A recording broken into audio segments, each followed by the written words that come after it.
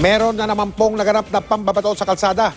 Tirik pa ang araw ng batuhin ng isang kotse sa bahagi ng Ortigas Extension sa Pasig. Nakita pa nung driver yung papatakas na salarin. Isa raw paslit. Nakatutok si Victoria Tulad. Eksklusiba ho. Nagkabasag-basag ang salamin sa likod ng kotseng ito matapos umanong batuhin ng malaking bato nitong Lunes ng umaga. Ayon sa may-ari ng kotse, gamit niya ang sasakyan sa pag-u-Uber. Naghahanap raw siya ng pasahero sa Ortigas Extension, Pasig City nang mangyari ang insidente. Nakita ko na lang may bato. Tapos, the moment na nangyari yun, inopen ko yung window ko, nakita ko yung bata tumakbo dun sa may overpass. Gusto ko sana siyang habulin, pero ang problema kasi, pag bumba ako, baka may kasama siya, manakaw naman yung mga gamit ko dun sa loob.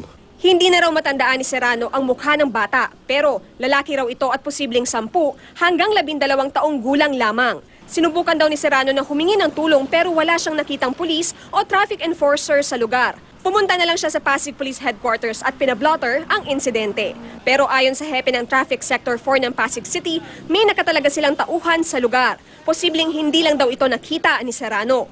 Wala naman daw silang nababalita ang insidente ng pamamato ng sasakyan. Isa ang nilalagay namin tao, isa dun sa ibabaw, gabi-build up din dun sa ilalim, nagmumove siya dun sa ilalim.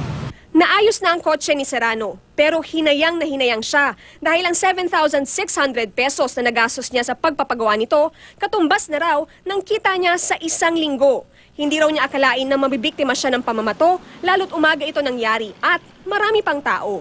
Ngayon, meron na po akong dashcam sa auto ko eh. Pag-iingat ko na lang siguro, ibang ruta na lang dadaanan ko. Payo naman ng otoridad sa mga motorista, Maging aware na lang sila sa karsada, masid-masid sila. I-report din sa amin para at least meron din kami information regarding sa nangyari na yun. Victoria Tulad, nakatutok, 24 oras.